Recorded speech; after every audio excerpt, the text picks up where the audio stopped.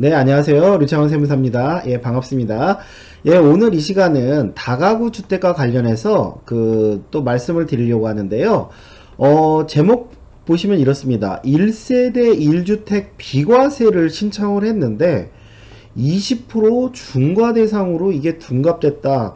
이런 내용인데요. 이게 도대체 무슨 내용이냐? 이제 요거부터 말씀을 드리도록 하겠습니다.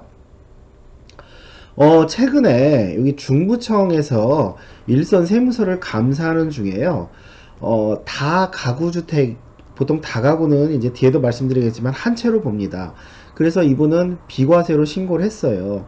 그런데 이 중부청에서는 아니다. 우리는 이거 다 세대로 보겠다. 이거 5층짜리 주택이네. 다 세대로 보겠다. 그래서 한 호, 본인이 사는 한 호를 뺀 나머지는 비과세를 부인하고 세금을 과세하겠다라고 해서 세금이 상당히 큰 세금이 고지된 사례입니다. 그래서 아니 도대체 다가구 이거 한 채밖에 없었는데 9억이 넘는 것도 아니었는데 왜 이게 비과세가 안 되냐, 이제 이런 내용인데요.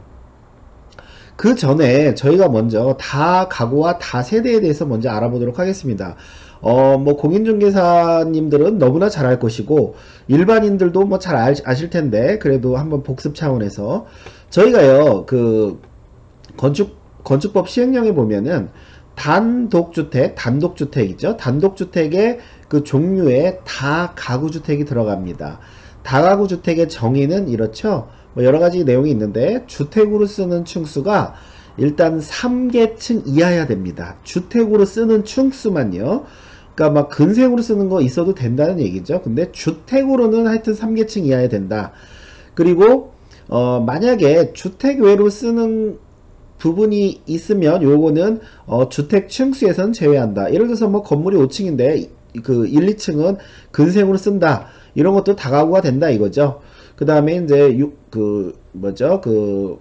전체 바닥 면적이 660제곱미터 이하이고 19세대 이하가 거주하고 요런 게 다 가구입니다. 다 가구. 주택으로 쓰는 층수가 3계층 이하를 좀 주목하시고요. 그 다음에 우리가 다세대 주택은요. 우리가 공동주택에 들어갑니다. 공동주택이라 하면 대부분 그냥 쉽게 아파트 생각하시면 되죠. 구분 등기가 돼 있는 것들을 말하는 거죠. 그래서 다세대는 주택으로 쓰는 한계동의 바닥 면적의 합계가 660제곱미터 이하이고 층수가 4계층 이하인 주택. 이제 이렇게 간단하게 정의를 내렸는데요. 다가구는 3계층 이하이고 다세대는 그 층수가 4계층 이하인 주택. 이렇게 정의가 내려져 있는데요. 보통 우리가 다 가구 이제 주택으로 쓸 수 있는 면적이 3계층밖에 못 쓰다 보니까 이제 호실이 좀 넓으면 좀 많으면 그래도 임대 수입 수익률이 좋아지잖아요. 그러다 보니까 자꾸 4계층 이상으로 불법 건축하는 다가구 건물들이 전국적으로 굉장히 많습니다. 요거는 이제 예전에 국민권익위원회에서 보도한 자료 내용인데요. 이런 식으로 적법한 건축물 뭐 층수가 좀 낮죠. 근데 여기에 층수 높은 것들 처음에는 이제 뭐 근생 들어오겠다고 해놓고 싹 이제 다 바꾸는 거죠. 주거로. 이런 식으로 전국적으로요 불법 건축물이 굉장히 많습니다. 옥탑방 같은 것도 마찬가지고. 그러다 보니까 저희가 일반적으로 다 가구 주택이라 하면 이제 이런 형태들이죠. 일단은 1, 2, 3층 필로티가 아니다 그러면 1, 2, 3층이 주택으로 쓴다. 그다음에 필로티 구조다 그러면 여기가 주차장이고 1, 2, 3층이 주택으로 쓴다. 이런 건 적법하다 이거죠. 그 다음에 건물이 5층짜리다. 그럼 1, 2층은 근생이다. 그럼 3, 4, 5층. 아까 다 가구 같은 경우는 주택으로 쓰는 층수가 몇 층이라고 했죠? 3계층 이하라고 그랬죠? 이것도 다 가구입니다. 다 가구. 마찬가지로 필로티가 있더라도 2, 3, 3층은 근생, 4, 5, 6층은 다 가구, 주택으로 쓰니까 이거 역시 다 가구인데요. 근데 4층 이상짜리, 그러니까 주거로 쓰는 게 4층 이상인 경우들은 어떻게 해서 그거 허가도 안 날 텐데 어떻게 그렇게 지었을까 이제 궁금하실 텐데 되게 이제 처음에 이렇게 적법하게 요렇게 이제 처음에는 짓습니다. 그러니까 2층, 3층, 1층 필로티고 2층, 3층을 근생으로 하겠다라고 하고 그 다음에 사용 승인이 다 떨어지고 나서 요걸 불법으로 주택으로 바꾸는 거예요. 불법으로. 예, 불법으로 이렇게 바꿔서 결국은 그 주택으로 쓰는 층수가 몇 층인 거죠? 이거는 5계층이죠? 5계층. 5계층. 그래서 이런 경우는 이제 저희가 다 가구로 보지를 않습니다. 그냥 하나를 다 한 호 를 다 주택으로 보는 거예요. 여기에 뭐 호실들이 여러 개가 있을 거 아니에요? 그 호실들을 다 주택으로 보는 겁니다. 그러면 저희가 다 가구라고 해서 비과세 신청을 했는데 세무서에서 아니면은 이제 이렇게 감사받다가 야 그거 아니야 다가구 아니야 다세대야 라고 판명을 받게 되면 어떻게 될까요? 이제 세금 폭탄을 맞을 텐데 가령 예를 들어서 내가 4층 이상으로 뭐 불법 건축까지 해가지고 4층 이상의 주거 층수가 4층 이하예요. 그리고 집 한 채예요. 그리고 거기에는 이제 예를 들어서 뭐 15호가 있다고 가정을 할게요. 이랬을 때 이분은 처음에 전체를 다 비과세로 넣었을 거란 말이죠. 그런데 만약에 다세대로 판명을 하면 어떻게 돼요? 그나마 거기서 면적이 가장 큰 그 호수 또는 뭐 주인 세대가 대체로 뭐 그 맨 위층에서 가장 크게 사는 경우도 있죠. 그래서 본인 세대나 아니면 면적이 가장 큰 호수만 비과세가 가능하고요. 나머지들은 세금을 내야 되는데 문제가 있습니다. 다 세대는 한 호를 다 주택으로 보다 보니까 지금 이 사람은요. 다 세대로 보면은 이분은 몇 주택자가 되는 거예요? 이분은 1세대 15주택자가 되는 거예요. 1세대 15주택자.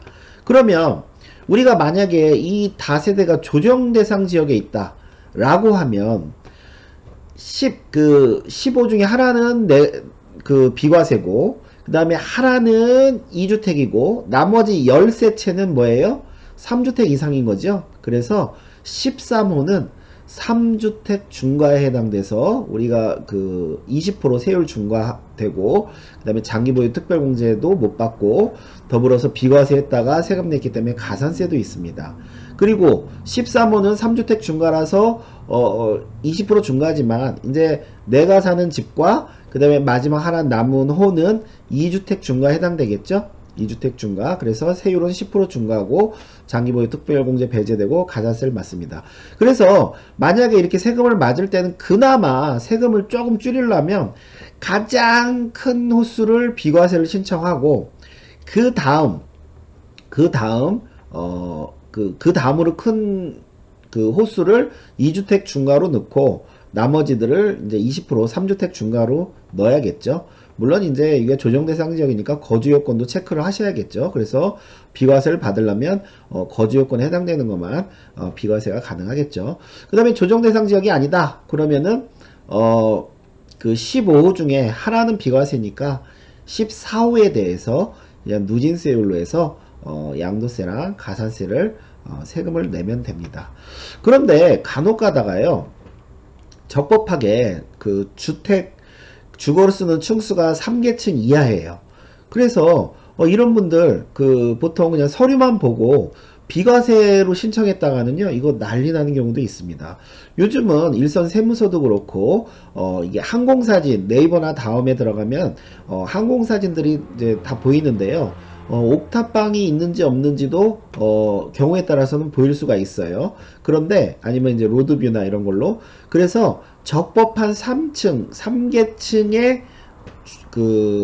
다가구 주택이라도 봤더니 옥탑방이 있는 거예요. 예를 들어서 불법 옥탑방이 있거나 주거로 쓰고 있는 아니면 필로티 구조로 해서 1층에 근생은 근생인데 짜투리에 조그맣게 또 주거가 있어요. 예를 들어서 이러면 이것도 다 가구로 보지 않는다 이겁니다. 그래서 저희도 사실은 이제 이런 다가구 주택들 비과세 할 때요 반드시 이런 것들을 이제 현장에 나가서 체크를 해야 됩니다. 저희 세무 대리인들도. 안 그랬다가는 예, 비과세입니다 했다가 이거 나중에 세금 폭탄 맞을 수도 있거든요.